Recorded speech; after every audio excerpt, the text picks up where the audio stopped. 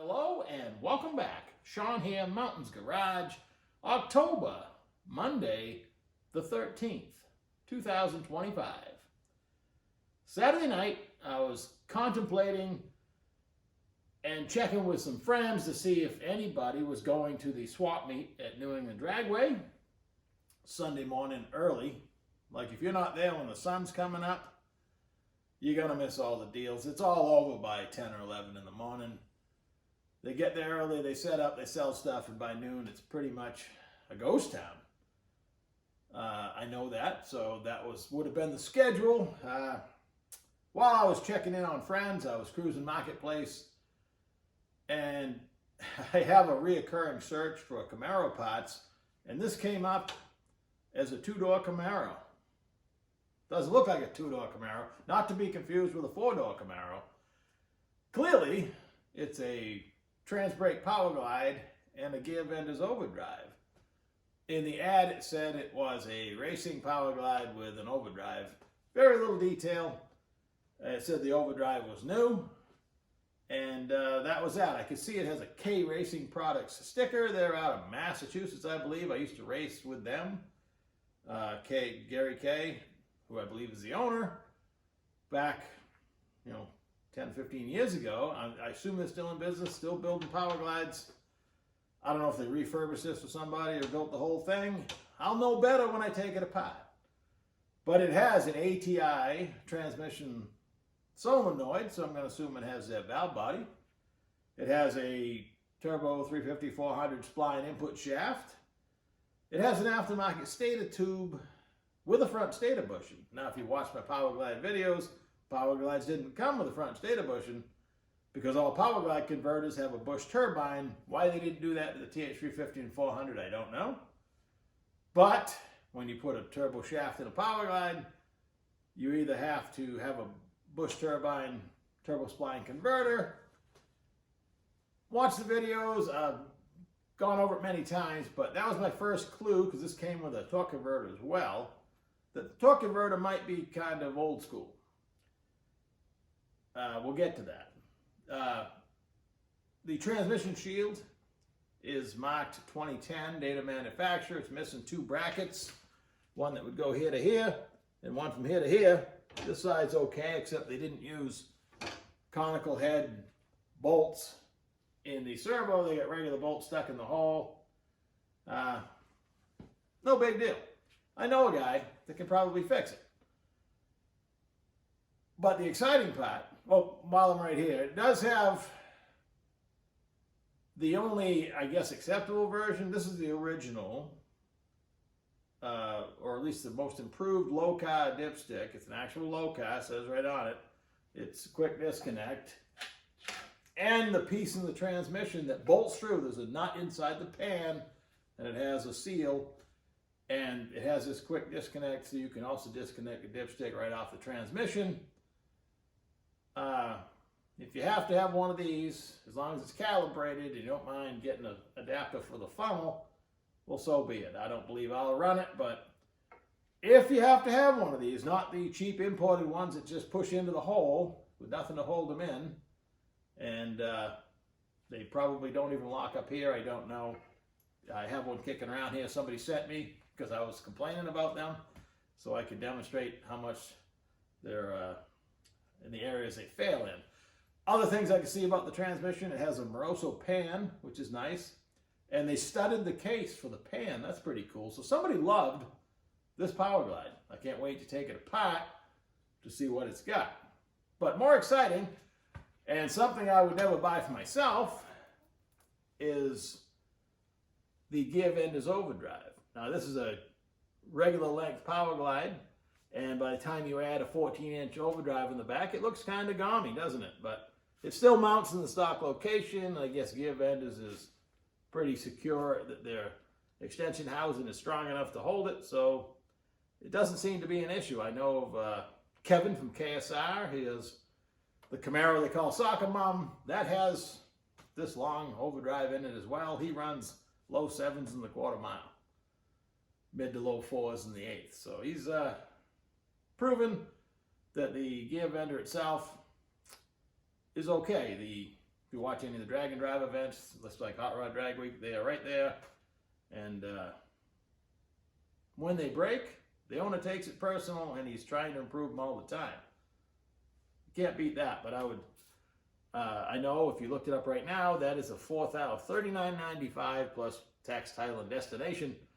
If you were going to buy that, I had one. I bought a dually pickup one time. It had one in it. Had the dimmer switch on the floor, so you could split gears if you want. You can take off in manual low and then overdrive and then put it back to direct for second and then overdrive second, etc. You can make a 6-speed out of your 3-speed transmission.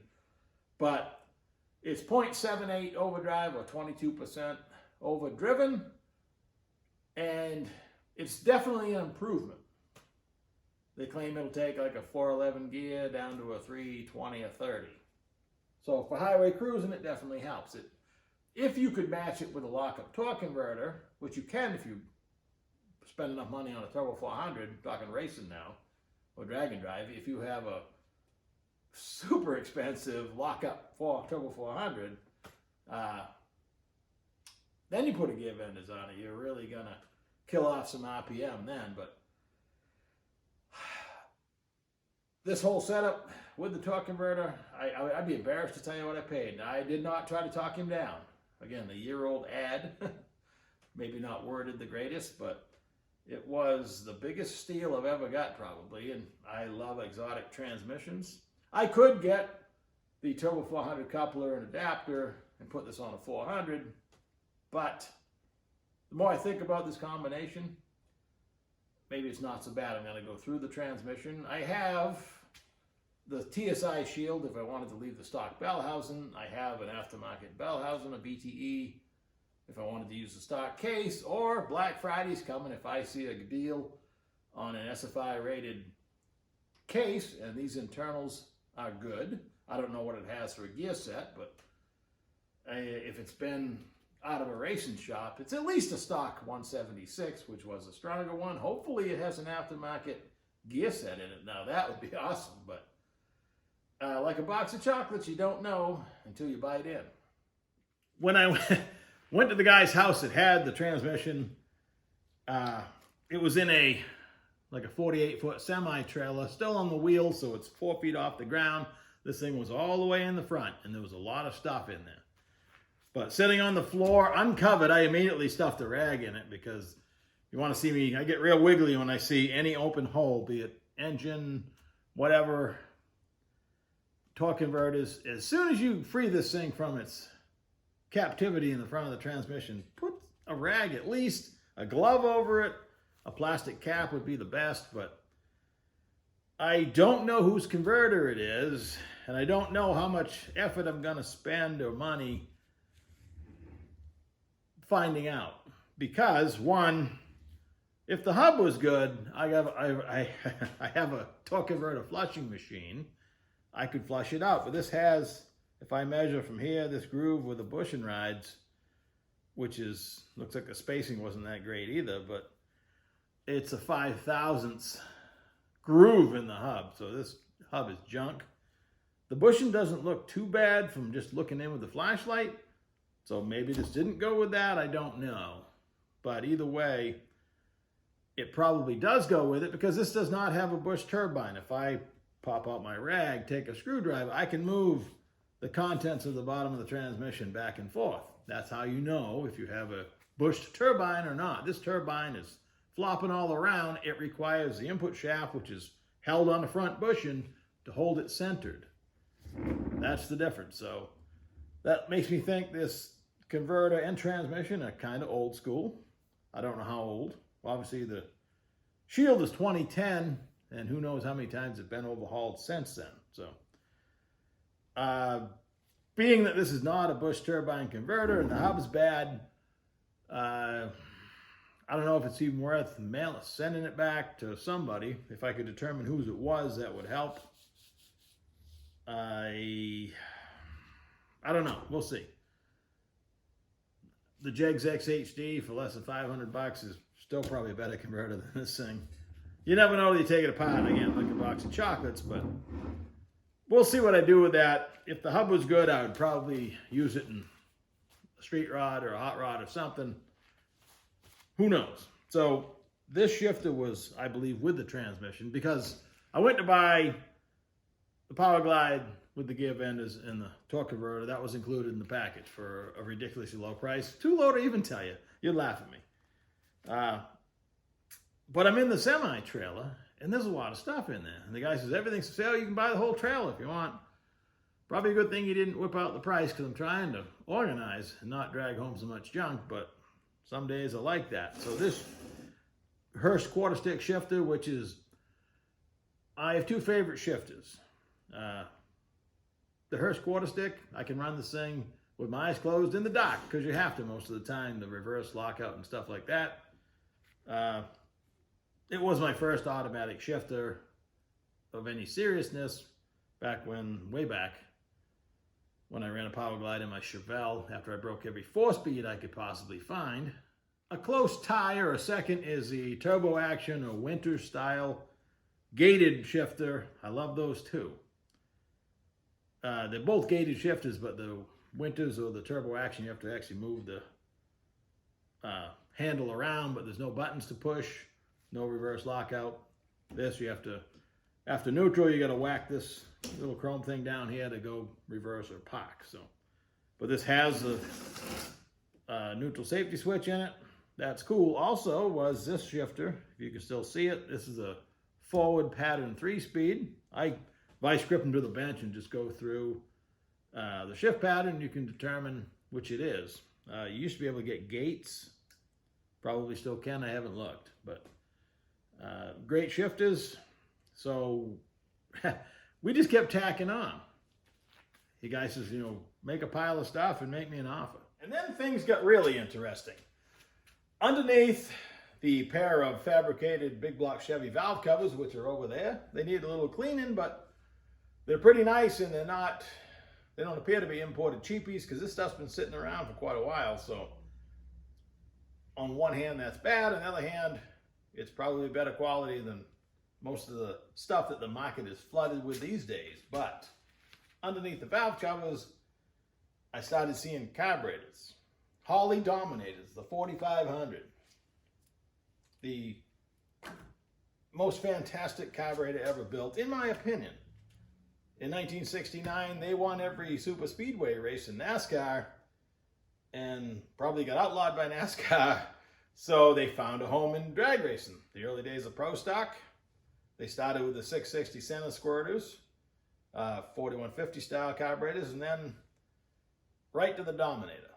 So this carburetor, when you see these elevated, we'll call them air horns, I saw an ad, Holley 1979, featuring Bob Glidden in the ad, because he, of course, ran these carburetors. And it still had these raised horns, but not far into the 80s, these things were history, and they look like this. But so this carburetor is at least, well, you do the math, 45 years old. I have never, of all that, last year or early this spring when I went to the Swapmeet and I bought all the Holley carburetors that weren't that old, none were in this shape. This thing, I wouldn't say like you just took it out of the box, but man, it still has the sticker on it, the ink markings. If you look at the throttle blades, they're not all black. Even when you open them up, I mean, this thing is, everything still pumps. That's just fantastic. So that had to come home. And then this style, this is what you buy these days. This is what I consider a modern Holley Dominator 4500. It has interchangeable air bleeds that screw in. They've streamlined the air horn. It actually gives you more information on the side when it was built. So I'm thinking this is a modern Holley Dominator carburetor. It was built in September 1999. On the verge of Y2K. That was what, 26 years ago? I consider this new. You can still buy almost the exact carburetor today. They start $1,100 to $1,200. Pretty fantastic. This is what I'd call average shape. The guy had some mud trucks. It's got like some mud stuck to it, so probably this was on something to that effect. This one here must have just sat in the trailer, I don't know. So I came home, this is yesterday morning, with all this stuff, unloaded it. I unfortunately didn't bring a yoke to stuff in the back of the gear benders and the wind in the back of the old LS Swap Dodge. Sucked some fluid out of it, had a small mess to clean up. But hey, that's the price you pay. I went inside to eat breakfast. This is all still early yesterday morning. And sent a message to another friend of mine, Chris, who knew the guy I was dealing with. Long story, but I've heard of him before a few times. In conversation, texting with my buddy, Chris, he was looking to sell some stuff as well. So the second load you see, I got from him a set of 34 Ford frame rails and front cross member, unwelded and boxing plates, a 4-link rear suspension, a 9-inch Ford housing, a SoCal Speed Shop 5-inch dropped forged axle, front axle. And to finish up the deal today, I got this new, never used, I think it's a N1904 Strange aluminum center section, 325 Baron, which comes in handy because I was going to, this stuff I already had, but I'm going to build another 9-inch Ford, and I was fresh out of decent center sections. I still have some NASCAR Detroit lockers and plenty of gear sets and yokes and all that stuff and bearings, so I'm going to, sooner than later, put this together. It also came with this 410 gear set. It's in okay shape. If you were putting something ratty together, I might use it, but seeing as how everything else is really nice, I'm going to go ahead and put a new gear set. Haven't decided on the ratio yet. 389 or 411 maybe. You know, because maybe it'll go with an overdrive. Who knows? But all in all, a good day. It was nice to come home and I could immediately put some of the stuff right in the storage boxes. As long as everything that goes in there has to be clean and organized, boxed, and sprayed with the anti-rust component of some kind if it has a lot of metal on it. So that's that. It was a heck of a day for a hoarder. I never did make it to the swap meet. Who knows what it would have brought back? You never know. You seldom get skunked, but sometimes you only spend $5, which would have saved me a ton of money. But once again, I can't complain about the prices yesterday. It's like I wasn't in the market for a 34 Ford frame, but someday I might be, and for this price, it can sit right there, and I'll build something out of it. I only have to live to be about 120, and that's the plan. So I'll catch you next time. Thanks for watching.